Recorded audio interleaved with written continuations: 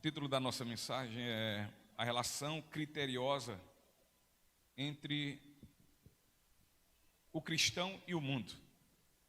E o texto que nós vamos ler encontra-se em João, capítulo 17, nós vamos ler dos versículos 14 ao 18. João 17, versículo de 14 a 18.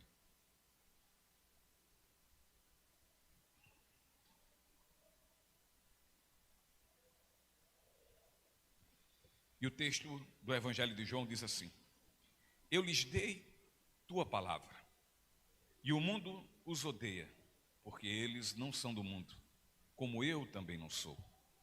Não peço que os tires do mundo, mas que os protejas do maligno. Eles não são deste mundo, como eu também não sou. Consagra-os na verdade, que é a tua palavra. Assim como tu me enviaste ao mundo, eu os envio ao mundo. Queridos, eu queria de antemão dizer que esse texto, ele vai relatar aqui a oração do Senhor ao Pai pelos seus discípulos, pedindo em favor de suas vidas, certo? Então, é tudo quanto o Senhor quer e deseja para nós, seus discípulos, seus servos, aqueles que foram redimidos pelo seu sangue carmesim. Então, queridos, os cristãos, eles não são e não podem ser deste mundo. No entanto, estão nesse mundo e estão a fim de neste mundo, serem testemunhas vivas de Cristo. E Jesus, ele deu a palavra de Deus aos seus discípulos. E como prova que são verdadeiros discípulos, eles a receberam. A prova maior de um discípulo, de um verdadeiro cristão, é ter ouvido a palavra e tê-la recebido. E essa palavra guardado em si como um tesouro maravilhoso, sublime, inigualável. Assim, os cristãos e discípulos de nosso Senhor Jesus Cristo alimentam as suas vidas exatamente com a palavra que receberam. E dessa forma, mantêm-se firmes e em submissão por meio dela. Não há como um ser, um indivíduo, um cristão, manter-se firme senão em submissão à palavra de Deus. De outra forma, não há em hipótese alguma a possibilidade desse cristão continuar firme e constante. Não existe. E como resultado dessa submissão à palavra, o mundo virou-se contra a vida desses cristãos penitentes, ou seja, obedientes. E assim passou a odiá-los. Queridos, a vida submissa à palavra de Deus leva os cristãos a se assemelharem a Cristo. E tal fato implica em desprezo por parte do mundo. Os cristãos, porque receberam a palavra e a ela se submetem obedientemente, passam a viver suas vidas de forma incompatíveis, portanto, em completo desacordo com os preceitos, com os conceitos e com as filosofias desse mundo, que resulta tudo isso em ódio, escárnio e desdém por parte deste mundo. E nosso Senhor Jesus Cristo, Ele não orou ao Pai para que levasse imediatamente os cristãos à eternidade para a sua habitação celestial. O versículo 15, Jesus diz: não peço que os tires do mundo, mas que os protejas do maligno. Os cristãos, queridos, devem ficar aqui na terra. E ficam aqui na terra a fim de cumprir o propósito de Deus, crescendo em graça, e nesse crescimento em sua graça, sendo cada vez mais testemunhas evidências vivas de nosso Senhor Jesus Cristo. Assim, a oração de Jesus, ela não foi para tirar os cristãos desse mundo, mas para que eles fossem protegidos do mal. Ou seja, a oração de Jesus não foi para que os cristãos escapassem e fugissem do propósito a se consumar em suas vidas nesse mundo, mas para que, enquanto não o consumasse, não terminasse o propósito de Deus em suas vidas nesse mundo, estivessem todos eles como perseverantes e desejosos para consumar exatamente este propósito. Consumar. Como Jesus certa vez respondeu, que estava ansioso no seu ministério terreno, ansioso, desejoso, para passar pelo seu batismo. E não era o batismo lá no Rio Jordão, que já havia sido batizado por João Batista, mas era o batismo da cruz, era a sua crucificação. Ele dizia, estava desejoso para consumar a obra salvadora de Deus na sua vida. E assim somos todos nós cristãos. Devemos estar ansiosos, perseverantes, desejosos para consumar o propósito que Deus tem em nossas vidas no momento em que Ele veio ao nosso encontro com sua graça e nos salvou. Os salvos e remidos do Senhor, os verdadeiros cristãos, não têm qualquer sentimento de pertencimento com o mundo, assim como o Senhor e Salvador de suas vidas também não tem. O Senhor Jesus diz, versículo 16, eles não são deste mundo, como eu também não sou. Ou seja, Jesus diz, não é deste mundo, eu não sou desse mundo, e nem tampouco os meus discípulos, e nem tampouco aqueles que eu os remi, e nem tampouco aqueles que eu morri por eles. Não são do mundo.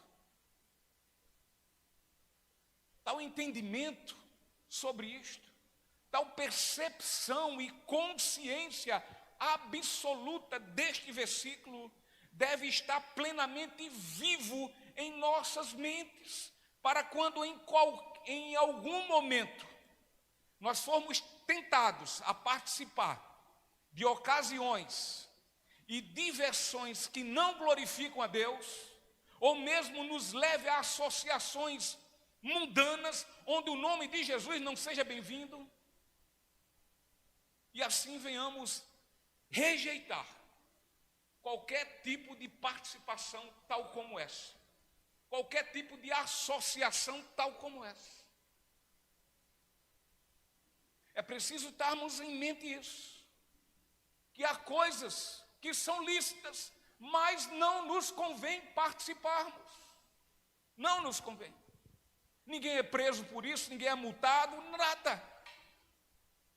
Inclusive o mundo até aplaude muitas vezes por verem crentes fazendo o que não deveriam estar fazendo. Ao mesmo tempo, esses aplausos, por fim, têm uma conotação de desdém. E é crente. Mas você não é crente?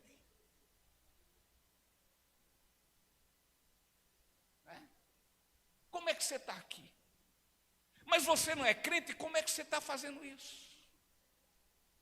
Então é preciso nos lembrar que Jesus Cristo diz, eu não sou do mundo e nem aqueles que eu salvei também não são. É o nosso Salvador que afirma isso de forma categórica e claríssima. E o versículo 17, Jesus continua e diz ao Pai em sua oração, consagra-os na verdade, que é a tua palavra. E queridos, consagrar ou santificar, que podemos encontrar noutras versões, significa colocar à parte, significa separar, significa reservar, A palavra de Deus, quando recebida e, portanto, submetida a ela, traz como resultado e evidência um efeito santificador. Ou seja, um indivíduo que se submete em obediência por amor à palavra de Deus, este, como agora é um santo de Deus, ou seja, santo quer dizer, ele agora é separado por Deus e para Deus. Separado por Deus e para Deus. Ele reserva. Uma vez que ele entende isso, uma vez que ele recebe e submete-se a esta palavra, ele agora reserva a sua vida para o uso prioritário e principal da glória de Deus. Ele reserva a sua vida.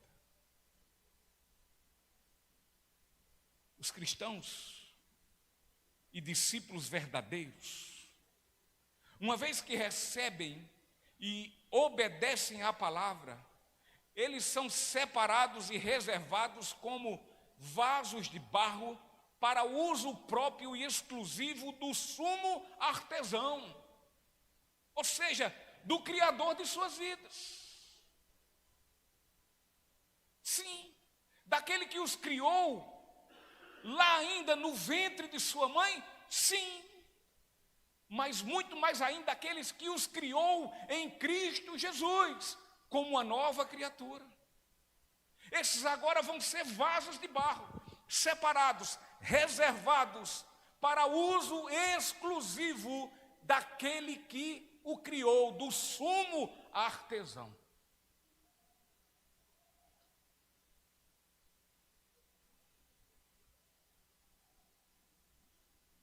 Jesus, ele ora pedindo um povo reservado para Deus, um povo separado deste mundo maligno, e embora ainda que vivendo neste mundo, porém vive de forma útil para a glória de Deus. Jesus disse em sua oração que a verdade, aqui os discípulos deveriam ser consagrados. Jesus disse que essa verdade é a palavra de Deus. A afirmação de Jesus está opostamente diferente ao que muitos libertinos liberais têm afirmado neste mundo quando dizem que a palavra de Deus contém a verdade. Olha o que Jesus disse. Ele disse, não, ela é a verdade. Ela não contém a verdade, ela é a própria verdade. Jesus, ele é claro e enfático quando diz. Ele fala, consagra-os na verdade que é a tua palavra. Então, queridos, o Pai enviou Jesus, o seu Filho, ao mundo, a fim de revelar aos seres humanos a necessidade deles, como pecadores, de terem um Salvador. Foi para isso que Jesus veio. Para nos confrontar, para abrir nossos olhos ao entendimento que somos necessitados de um Salvador.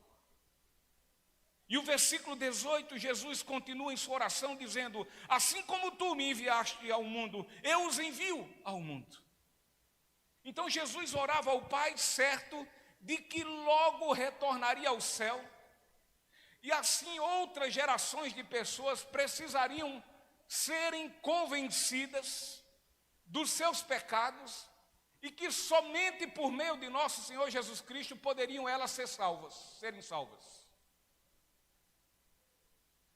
E olha, queridos, essa obra redentora, essa obra de salvação, deveria e deve ser realizada pelos cristãos e discípulos de Jesus. Se você é um cristão verdadeiro, se você é um discípulo de Jesus, essa obra redentora, ela agora deve ser realizada, e evidentemente que eu estou dizendo, anunciada, proclamada.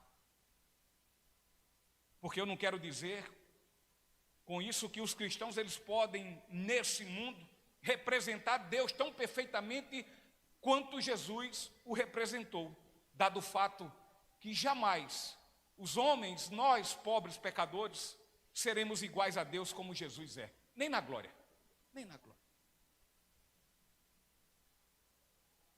No entanto, o fim e o propósito dos cristãos terem sido tirados do mundo e para o mundo enviados é apresentarem as grandezas de Deus ao mundo.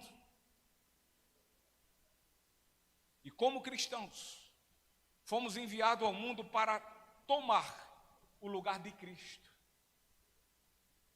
Portanto, nosso Senhor nos deu uma excelsa e sublime responsabilidade a cada um que foi salvo. Se você é um salvo, se você é uma salva, você tem uma sublime, gloriosa responsabilidade. Você tem um privilégio de servir a um Deus santo e poderoso. Na Bíblia, a palavra mundo significa pessoas, mas também pode significar a natureza criada por Deus. E também o sistema, conceitos e filosofias que estão em completa oposição a Deus e a sua gloriosa palavra. Dito isto, queridos, como cristãos e discípulos verdadeiros de Cristo, precisamos entender muito bem como deve ser nossa postura, nossa conduta, o nosso comportamento ao nos relacionar com este mundo. Precisamos entender como é que é esta relação. Ela não pode ser de todo jeito. Precisamos ter parâmetros e critérios. E parâmetros e critérios muito, mas muito bem discernidos, entendidos e avaliados. E isso a fim de que não confundamos essa relação com associação. Vamos nos relacionar, mas não nos associar. Porque quando há associação, começamos a ficar iguais. Não iremos perseverar em nossos critérios e nossas convicções, ao contrário, iremos nos render ao do mundo. Sendo assim, vejamos todos nós juntos, sob a autoridade da palavra, quão biblicamente criteriosa deve ser esta relação nossa como cristãos com esse mundo, com pessoas, com o sistema.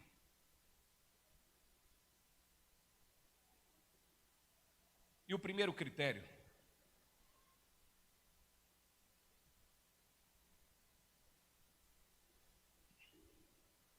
que deve ser por nós avaliado é que o cristão, ele não pode amar o mundo, nem seu sistema e tudo mais o que ele oferece. Ele não pode amar o mundo. 1 João, capítulo 2, versículo 15 ao 17. Primeira carta do apóstolo João, capítulo 2, versículo 15 ao 17.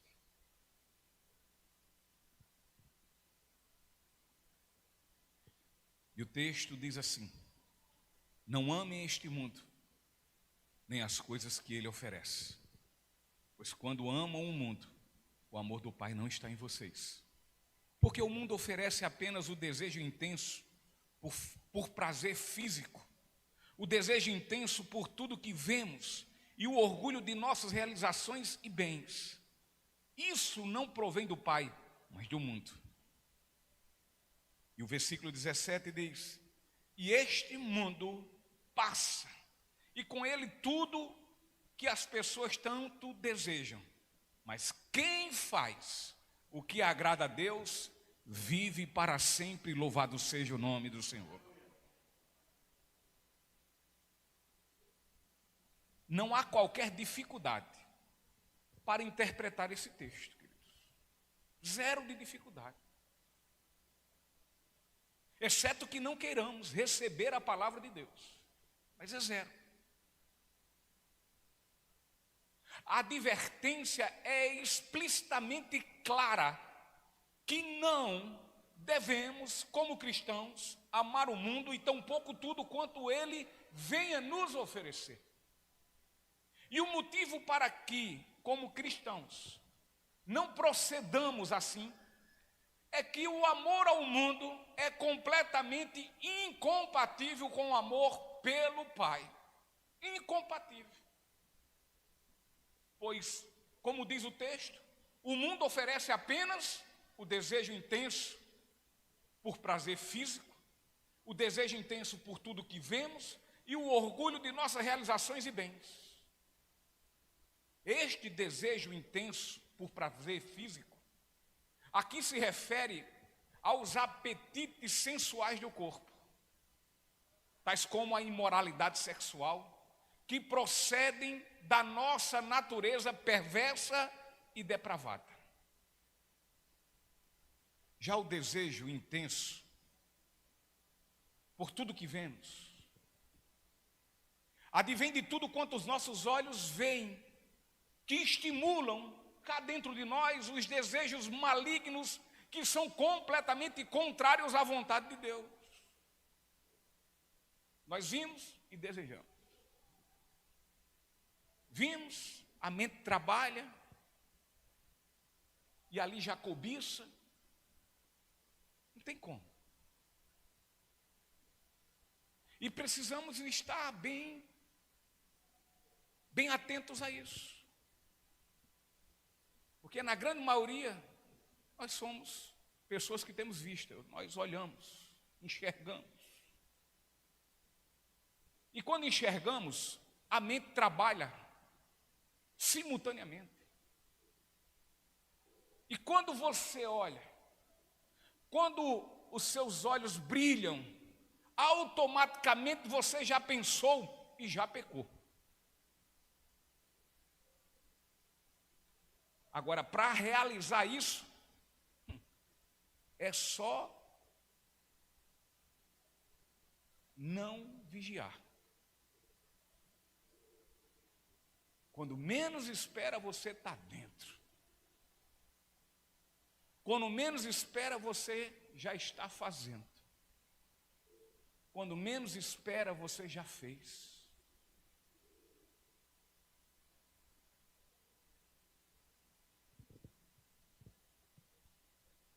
E por último, o orgulho de nossas realizações e bens, que aqui é o desejo descontrolado por atribuir a nós mesmos um grau de soberba, de superioridade e de glória, como que afirmando que não precisamos de Deus.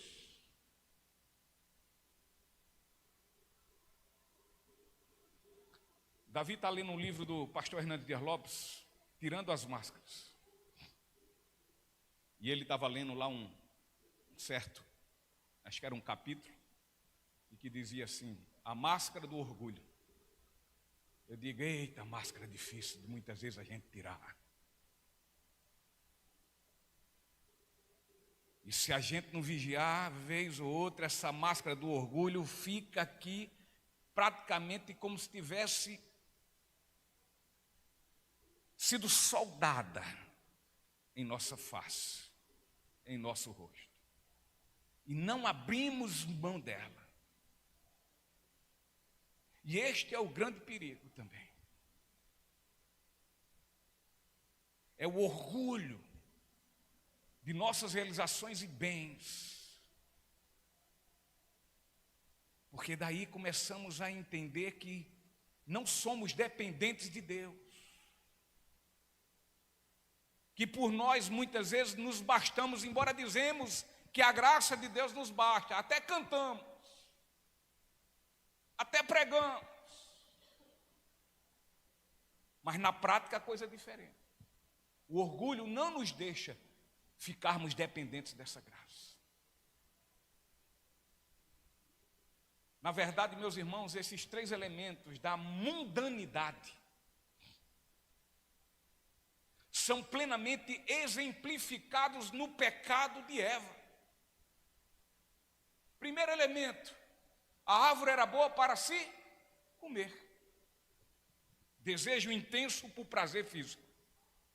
Segundo elemento, ela era agradável aos olhos. O desejo intenso por tudo quanto vemos. Terceiro elemento, era desejável para dar entendimento, o orgulho de nossas realizações e bens. O prazer físico, o desejo intenso dos olhos e o arrogante orgulho são sentimentos que não provêm do Pai, mas do mundo. O amor ao mundo, queridos, é o exercício de uma mundanidade pautada, fundamentada nas coisas efêmeras, nas coisas passageiras, nas quais a alma do ser humano jamais encontrará satisfação. Nenhuma. Afinal, este mundo passa. E com ele tudo que as pessoas tanto desejam. Analise aí um bom investidor. Um investidor comedido, responsável, diligente. Em hipótese alguma ele vai investir seus recursos, o seu dinheiro em empreendimentos de riscos e prestes a falir. Ele vai correr disso. A mesma coisa um construtor, como diz Mateus 7. Mateus 7, 27, acredito eu. Quando diz que um construtor, ele não investe. Da mesma forma que esse empreendedor, esse investidor, ele não vai investir numa empresa falida, um construtor, ele não investe seu dinheiro numa construção fundada num alicerce arenoso, porque o fim é uma queda.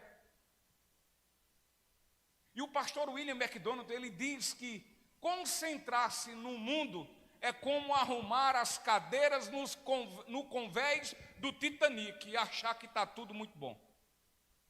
E a gente sabe o final do Titanic qual foi. Oi? A Bíblia diz que o sábio é aquele que obedece a Deus. Não é assim o provérbio fala? Que o temor ao Senhor é o princípio de toda sabedoria. O temor, evidentemente, o que é? Uma vida subordinada, uma vida debaixo das orientações de Deus, uma vida de obediência. Então, o sábio é aquele que obedece a Deus. Portanto, esse não vive uma perspectiva nesse mundo, mas no mundo do porvir. E quanto a este sábio, o apóstolo João, ele diz: mas quem faz o que agrada a Deus, vive para sempre, louvado seja o nome do Senhor. Agora só vai fazer o que agrada ao Senhor aquele que recebeu a palavra, aquele que foi feito nova criatura,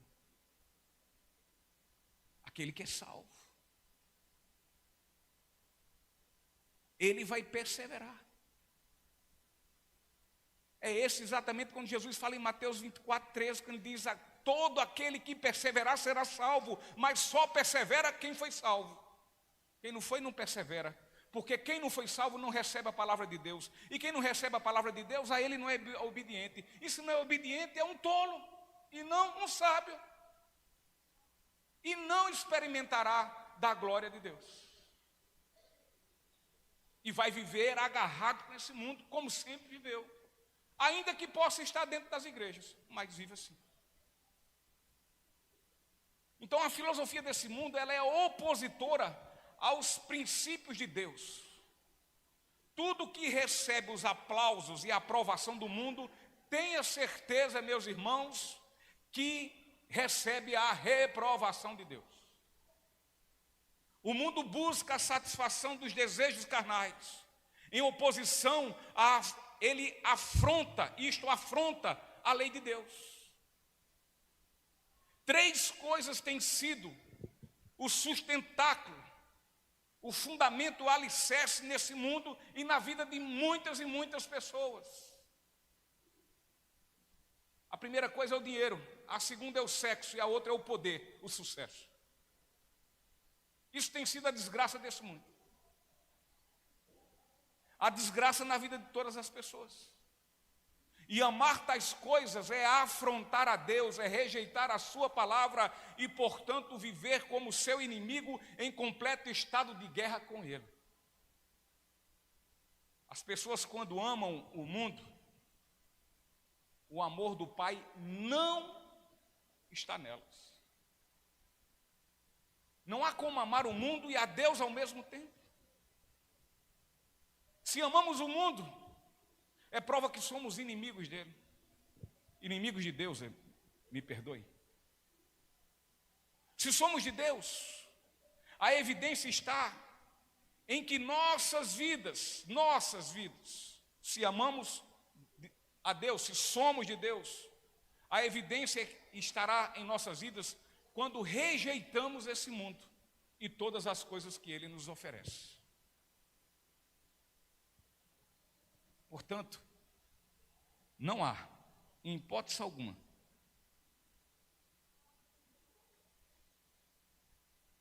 a possibilidade de um cristão verdadeiro amar esse mundo e todo o seu sistema. Segundo critério, que deve ser por nós avaliados.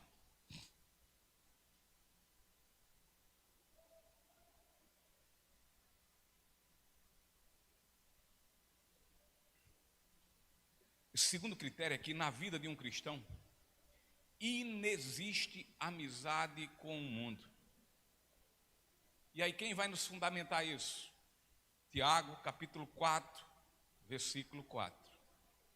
Tiago 4, versículo 4 diz, começa assim: adúlteros, não percebem que a amizade com o mundo os torna inimigos de Deus? Repito, se desejam ser amigos do mundo, tornam-se inimigos de Deus. Queridos, o amor excessivo aos bens materiais é taxado aqui por Tiago como infidelidade ou adultério. E Deus deseja dos seus discípulos remidos, dos seus discípulos verdadeiramente salvos, que o ame acima de tudo e de todas as coisas. Quando o nosso amor está nas coisas efêmeras deste mundo, somos infiéis ao Senhor. A cobiça a todas essas coisas é uma forma de idolatria. Não fique pensando que idolatrar é somente essas outras coisas que falam, como adorar estátuas, monumentos, bichos e tantas outras coisas. A adoração a essas coisas mundanas, este amor exacerbado, isso vai nos mostrar como infiéis ao Senhor. E todo infiel, ele é um idólatra. Porque ele cobiça essas coisas. E, portanto, ele pratica a idolatria. Quando qualquer outra coisa está acima de tudo em nossas vidas, seja ele o trabalho, um casamento, um filho, uma esposa, seja quem for, isso o nome é idolatria. Não, Deus não está dizendo para você ser irresponsável com o seu trabalho, não, de forma alguma. Nem tampouco está dizendo que você não ame sua esposa, nem tampouco o seu esposo. Não, o seu pai, a sua mãe. Ao contrário, se Deus dissesse tal coisa, ele iria de encontro à sua própria palavra quando diz: ei, honre pai e mãe, tome conta da sua casa. Não é isso. Ele está dizendo o seguinte: aquele que ama, está lá, Mateus diz isso, os evangelhos dizem isso, aquele que ama, a seu pai, a sua mãe, a sua mulher, ou seu marido, aos seus filhos, e a si próprio mais do que a mim, não é meu discípulo. É categórico e muito fácil de interpretar. Então, isso tem um significado de que desejamos de forma intensa o que Deus não quer nos dar. Portanto, essas coisas são ídolos. Ídolos que colocamos em nossos corações. Ou seja, valorizamos as coisas materiais acima da vontade de Deus. Toda idolatria, todo idólatra, me perdoe, é um infiel. É um adúltero, visto que ele é cobiçoso. Uma vida mundana, nesses termos, é viver como inimigo de Deus. Esse amor ao mundo é refletido numa vida em satisfazer a concupiscência, o desejo intenso por prazer físico, o desejo intenso por tudo que vemos e o orgulho de nossas realizações e bens. O sistema e filosofias desse mundo não tem espaço para Deus nem para o seu Filho, seja nas artes, seja na cultura, seja na educação, na ciência, seja inclusive na religião. Quando essa religião passa somente de algo formal. O mundo e seu sistema é o tipo de ambiente onde o nome de Cristo não é bem-vindo. E por vezes, o nome de Cristo é até proibido de ser suscitado, falado. E como pode, diante de uma situação tal como essa, de uma verdade tal como essa, nós cristãos amarmos esse mundo? O mundo e seu sistema é o tipo de ambiente onde o nome de Cristo não é bem-vindo. Quando muito, ele pode ser aceito e por uma questão formal, uma formalidade, ou então uma religiosidade. Como muitos casamentos que existem, mas tem que casar na igreja. A derradeira coisa que estão pensando, até embelezam a igreja, deixam ela muito bonita. Mas o que é prioritário nisso tudo é a recepção, é a festa. E não aquele momento onde diz que lá vão receber as bênçãos do Senhor. Porque é pura formalidade. É nada mais que isso. Estão pensando muito mais os noivos e as noivas, como é que estarão seus vestidos, como é que estará ornamentada a igreja, os convidados praticamente da mesma forma. Muitas vezes chegam lá já no final, no amém. Quando o padre diz, ou quando o pastor mesmo diz também, e sejam felizes para sempre, e até que a morte os separe. Aí chega o povo. Formalidade, religiosidade. Ou então eventos públicos.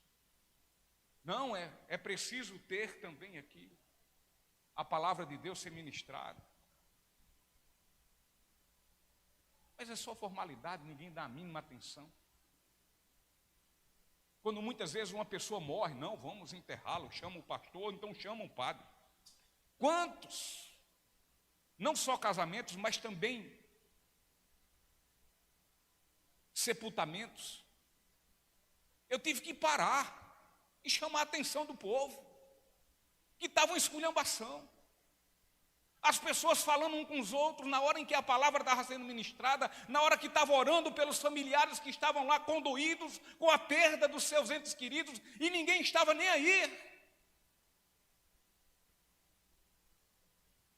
Da mesma forma, dentro também de casamentos, na hora em que é celebrado é dada as bênçãos, a palavra é ministrada. E as pessoas nem aí. Então, por quê? Pura formalidade. Não querem a presença de Deus. É a religiosidade superficial, que nada acrescenta na vida de ninguém. E Tiago é categórico quando ele diz: se desejam ser amigos do mundo, tornam-se inimigos de Deus. Ele aqui também é enfático, é claro, não tem dificuldade de interpretação deste versículo. Nenhuma. Lembremos, queridos, que foi exatamente esse mundo que muitos cristãos estão amando, foi esse mundo que crucificou o nosso Senhor Jesus Cristo. A bem da verdade, foi exatamente esse mundo formal e religioso que teve um papel crítico e contundente na morte e crucificação de nosso Senhor Jesus Cristo, aquele que dizemos que é o nosso Salvador. E nós vamos amar esse mundo e seu sistema, ao ponto de nos associarmos com ele. Portanto, é algo inconcebível. É impensável e completamente fora de propósito cristãos verdadeiros desejarem andar de mãos dadas como amigos do mundo e o mundo que assassinou o seu Salvador.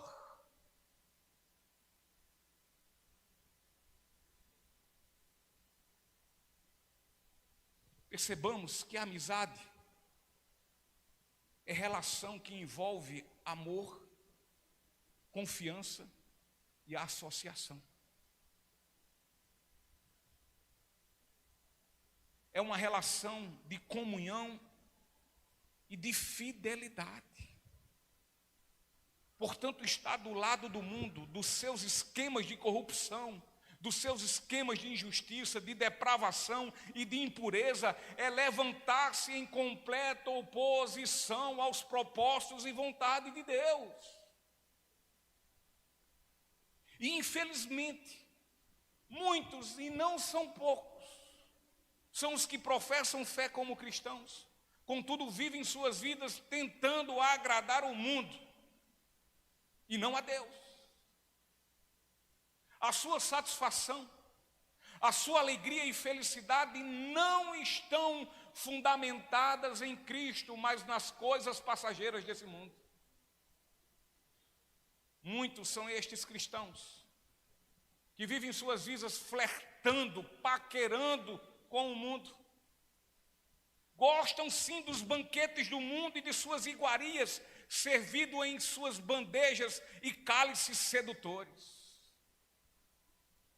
Em seus corações inexiste desejo, inexiste prazer e amor nas coisas de Deus. Eles não têm fome e sede de Deus. Estão todos com fastio em congregar e de compartilhar com a congregação no trabalho da obra de Deus. Estão alheios. Isso é problema dele, isso é problema dos outros. Essa responsabilidade não é minha.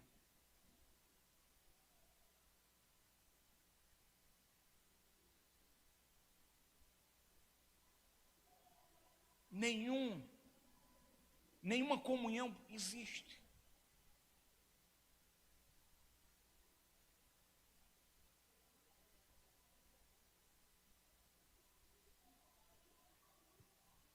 E quando sentem sede e fome, buscam saciar nas fontes das águas sujas e nas mesas de alimentos apodrecidos desse mundo. São amantes dos prazeres mundanos e não de Deus, como diz Paulo em sua segunda carta a Timóteo. Não trilham pelo caminho da santidade. Ao contrário, antes caminham pelos caminhos dos prazeres do corpo. Não desejam intimidade nem a presença de Deus. mas dos desejos de sua carne.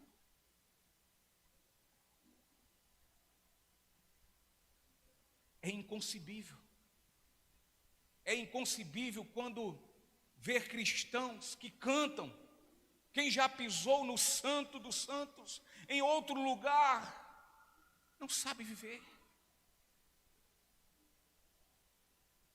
Quem já pisou no Santo dos Santos, em outro lugar, não sabe viver.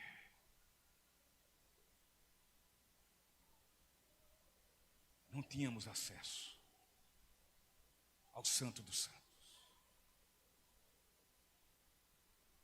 Mas Jesus veio para rasgar o véu de cima a baixo, para que todo que nele crer possa adentrar ao Santo dos Santos e experimentar quão bom é o Senhor.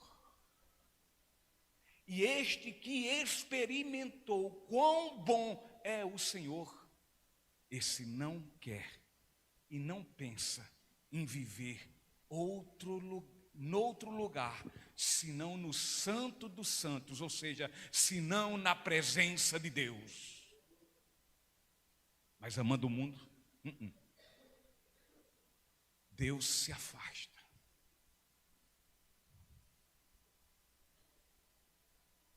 Quebra a comunhão. Trinca a comunhão. O Pai se ira, se entristece.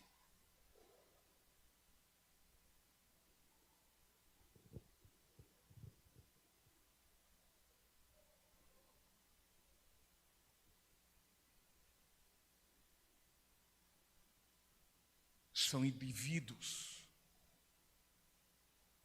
estes que vivem assim, estes que não têm prazer pelas coisas de Deus, são indivíduos dúbios, inconstantes. Você até vê uma vez ou outra, você até vê dentro da igreja, mas ele não é constante, perseverante na sua caminhada com Deus. Ele não persevera em oração. Ele não persevera em clamor, pedindo ao Senhor que o ajude, que o fortaleça, que o deixe forte diante da sua carne, que é mais forte que ele. Não.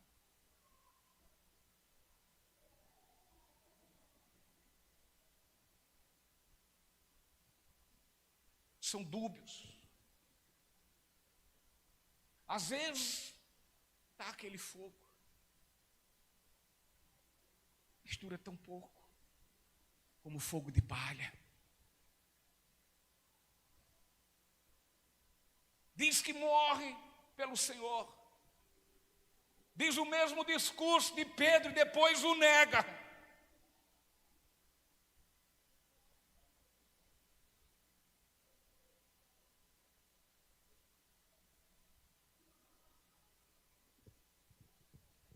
Até louvam hinos, entretanto em nada tem prazer no Senhor, visto que seus corações estão longe dele.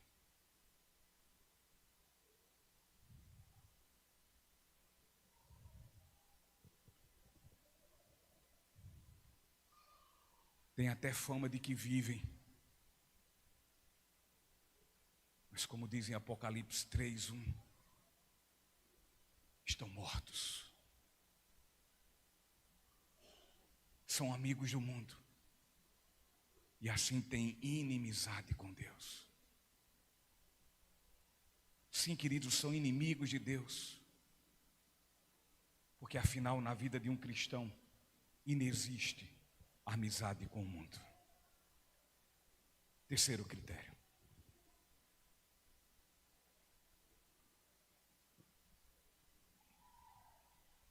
O terceiro critério é que na vida de um cristão, inexiste conformação com o mundo. Romanos capítulo 12, versículo 2. 12, versículo 2 diz: não imitem o comportamento e os costumes desse mundo, mas deixem que Deus os transforme por meio de uma mudança em seu modo de pensar, a fim de que experimentem a boa, agradável e perfeita vontade de Deus para vocês. O apóstolo Paulo, ele exorta a todos nós cristãos que não venhamos nos conformar com este mundo, a fim de não passarmos a imitá-lo, conforme seu comportamento e os seus costumes. Não se conforme, porque senão você se amolda, você se junta a ele.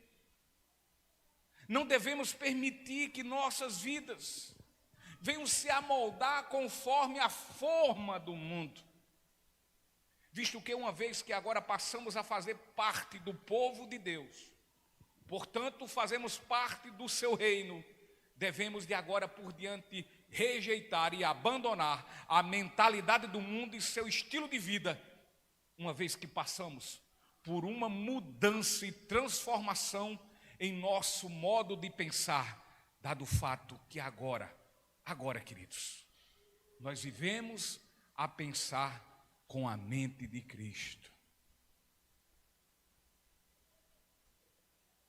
O mundo tem política, o mundo tem arte, o mundo tem música, o mundo tem religião, o mundo tem entretenimento, diversão, e o mundo tem um modo de pensar e viver próprios, dele mesmo. E assim o mundo procura conformar toda a sua cultura, vou unificar toda a sua cultura e aos seus costumes as pessoas que vivem dentro dele. Ele procura conformar todos. Mas como cristão não podemos nos conformar. Se é algo que o mundo odeia, são dissidentes que não se conformam e, portanto, divergem do seu sistema e de suas filosofias. Por isso, é exatamente por isso que odiaram a Cristo e também odeiam seus seguidores. Os cristãos não são do mundo, como Cristo também não é. Contudo, os cristãos são enviados a esse mundo, não para se conformarem e se conformando se amoldem a ele, mas para nesse mundo declararem que as obras do mundo são perversas, são más, e para dar testemunho da salvação oferecida a quem crê e confia no nome do Senhor Jesus Cristo. Uma vez que fomos e somos separados desse mundo, devemos nessa caminhada, como reservados para Deus, sermos transformados dia a dia. E isso por meio de quê? Como diz Paulo, de uma mudança em nosso modo de pensar.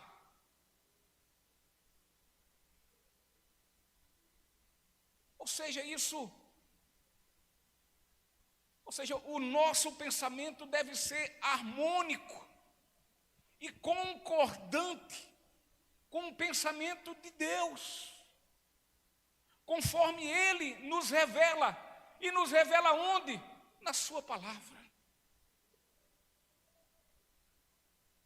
Porque se assim for, nosso procedimento, se é dessa forma que nós vamos nos postar, vai ser nossa postura, haveremos de experimentar a direção de Deus em nossa vida, e consequentemente a isso, iremos experimentar o quanto a vontade do Senhor é boa, é agradável e perfeita.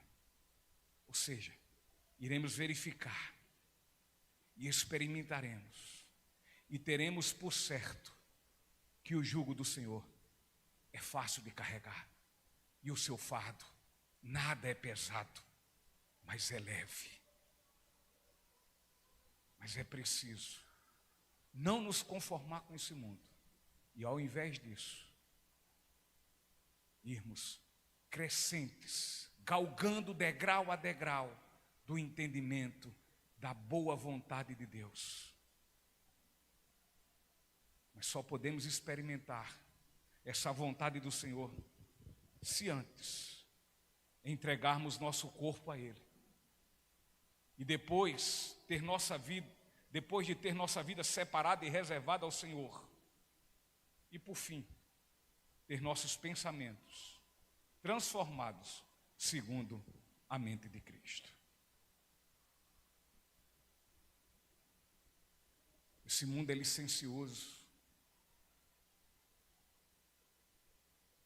Esse mundo que aí está é desregrado, moral e sexualmente, não tem regra. No mundo tudo é permitido. A liberdade reina sem limites e sem fronteiras. Isso vai incorrer em pura libertinagem, insubmissão e devassidão.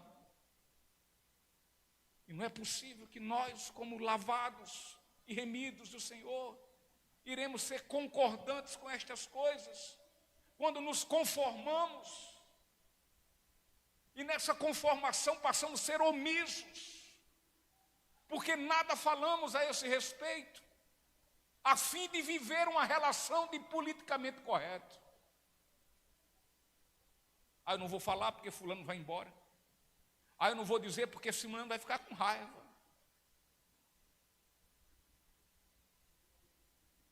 Eu não prego isso porque senão fulano que dá um dízimo bom também vai embora.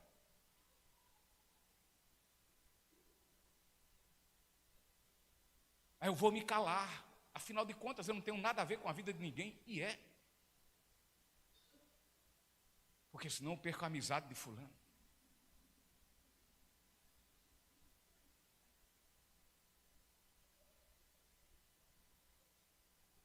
Porque senão eu perco meu emprego. Eu só quero dizer uma coisa. Que Jesus perdeu a sua vida e perdeu por nós. E para que nós tenhamos uma vida transformada, uma mente transformada pela mente de Cristo, pela sua própria mente. E devemos ser fiel à sua palavra, às convicções do cristianismo, até a morte.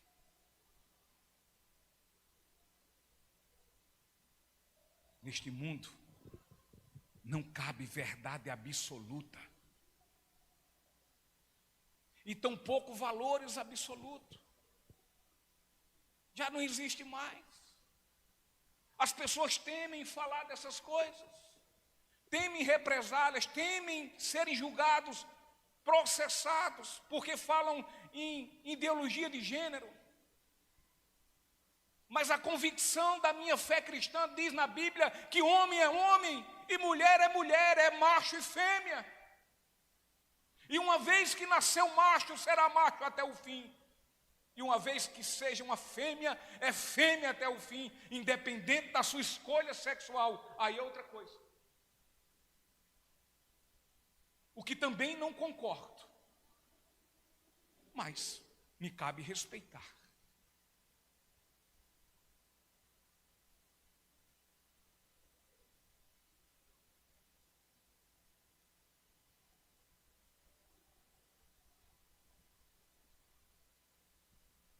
Este mundo está a cada dia que passa se tornando uma anarquia moral generalizada. A degradação dos costumes. Não existe mais virtudes. A inversão de valores. amam-se mais as coisas e usa-se as pessoas. Usam-se as pessoas.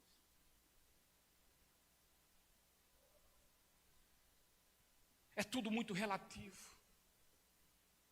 Não há nada absoluto. A palavra é relativa. E ninguém aguenta mais escutar.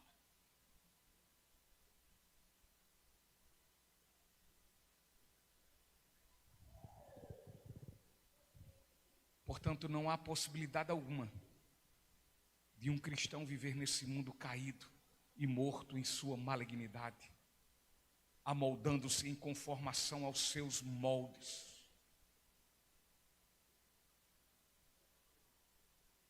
O cristão, ele precisa ser inconformado com esse mundo, e sua vida deve ser vivida em oposição à sua cultura. O viver cristão é o viver uma contracultura.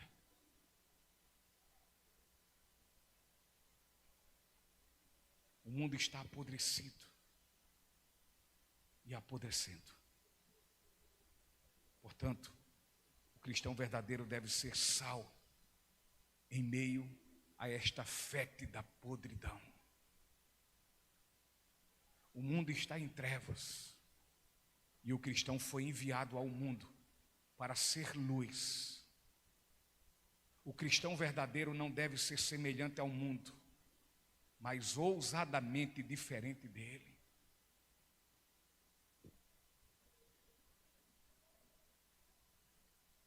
Ministério de Louvor. O cristão, ele não pode pensar em atrair o mundo, imitando o mundo, visto que não é seu papel prioritário nesse mundo.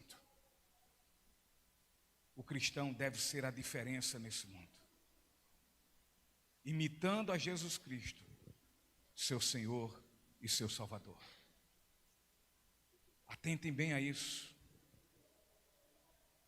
As igrejas não devem importar o mundo para dentro de si. Pelo contrário, a igreja deve ser farol nesse mundo em trevas. Deve ser um farol que brilha e que resplandece com a glória de Deus. Deve resplandecer essa glória no meio de uma geração decaída em completa escuridão e trevas. A igreja não deve importar as coisas do mundo. A igreja deve ir e pregar o evangelho e ponto final. Quem crê será salvo. Quem não crê continuará condenado, como sempre foi. O nosso papel é pregar o evangelho. Poder para convencer o pecador do seu pecado, só quem tem é o Espírito Santo de Deus. Agora não podemos ser omissos, calados, viver com nossas bocas seladas, no mundo em trevas, no mundo necessitado de ouvir a mensagem do Evangelho de Deus. No meio desse mundo, queridos, existem aqueles que precisam ouvir para serem salvos. E como cristãos verdadeiros, nós somos os responsáveis por esse, por aquele e por aquele outro.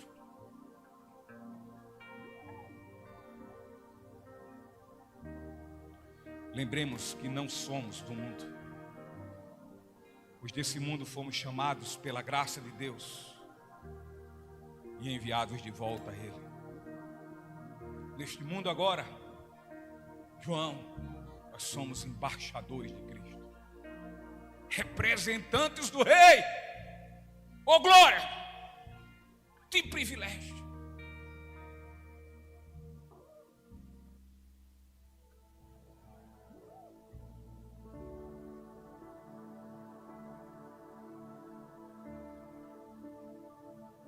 devemos estarmos felizes.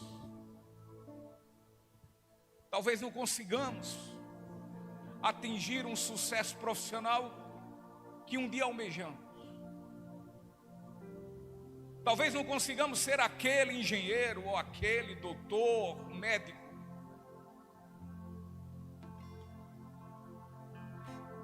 Talvez não consigamos ser aquele comerciante tão próspero, um empresário tão bem-sucedido. Mas uma coisa podemos falar, e orgulhosos, no bom sentido do orgulho da vida, para a glória de Deus, e dizer: eu consegui um grande ofício na minha vida. E foi o que aconteceu com você. Eu agora, viu, gente? Eu agora passei no Itamaraty do céu.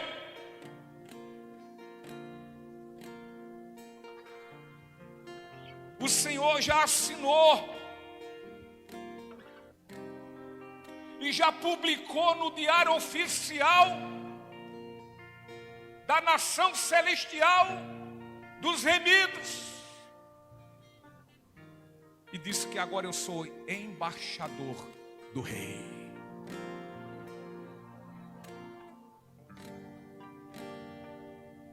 Talvez o mundo vai olhar para você e dizer: do Rei, que Rei? Do Rei Jesus.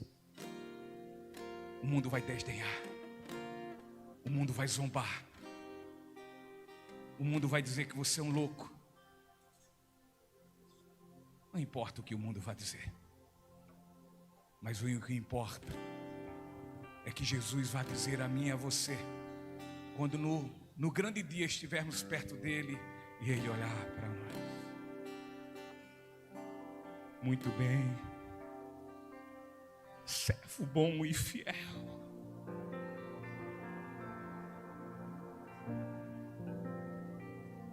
Vem, entra no gozo e na alegria do teu Senhor.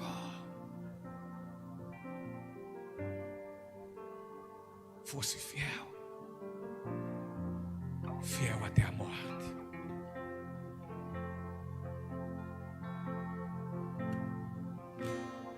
Portanto, queridos, analisemos que tipo de relação nós temos tido com o mundo. Que tipo de relação? Que critérios temos usado nessa relação? Nessa relação com o mundo, qual é o critério? Os critérios que nós estamos usando glorificam a Deus?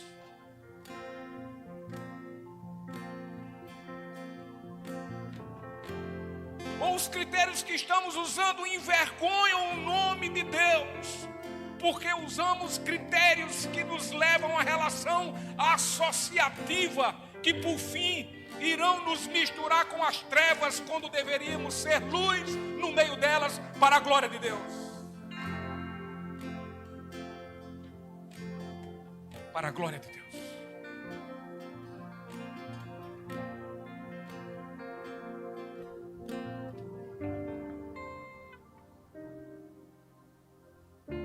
Ele nos amou com amor fiel e leal, um amor inigualável, um amor transcendente, um amor poderoso e que transforma.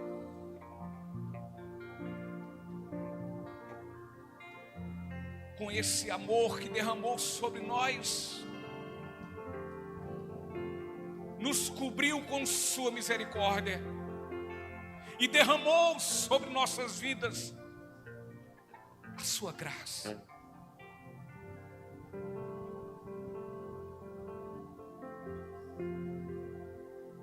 Você conhece conhece alguém tão misericordioso e gracioso, tal como o Deus que nos amou?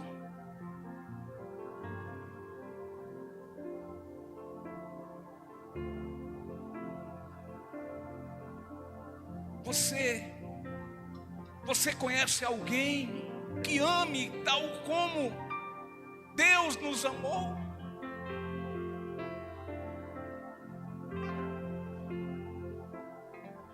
Eu acredito piamente que todos que foram amados por esse amor desconhecem um outro amor assim.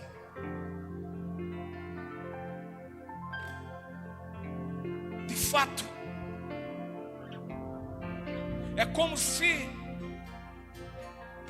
ficássemos impactados com esse amor e disséssemos: que amor é esse?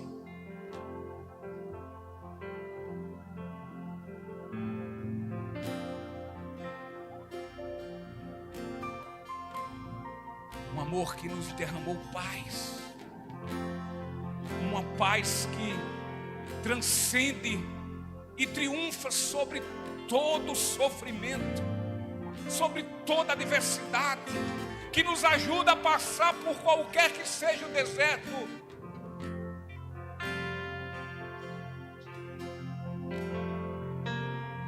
Um amor que nos amou, que tirou de todos nós, que lançou fora todo o medo. E por isso, por esse sacrifício de amor, hoje, eu e você, nós podemos andar sem culpa, sem olhar para trás. Que amor é esse?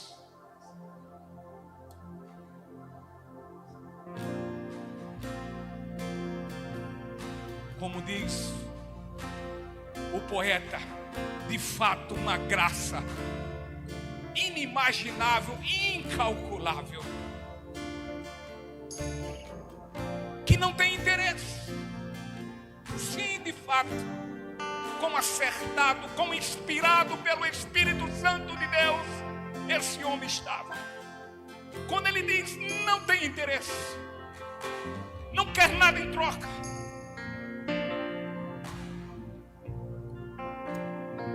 só nos conceder o privilégio e o grande prazer de experimentar a sua vontade, que é boa, que é perfeita e agradável. Louvado seja o nome de Jesus.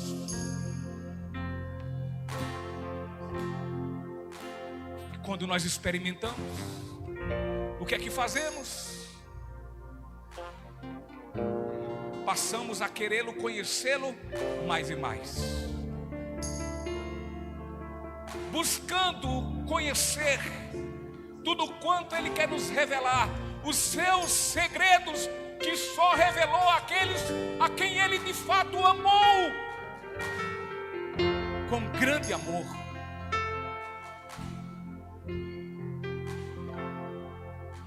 Ele nos revelou as suas grandezas, Ele revelou os segredos da sua palavra.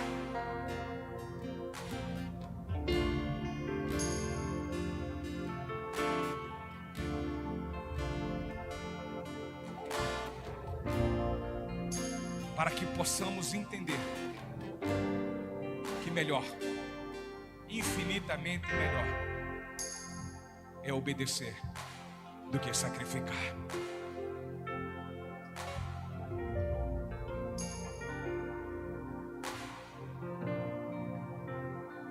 Ele nos mostra, por meio da sua palavra, que o que vale e o que é de bom para nossas vidas não são nossos planos, mas é o plano que Ele tem para nós, que é eternamente melhor.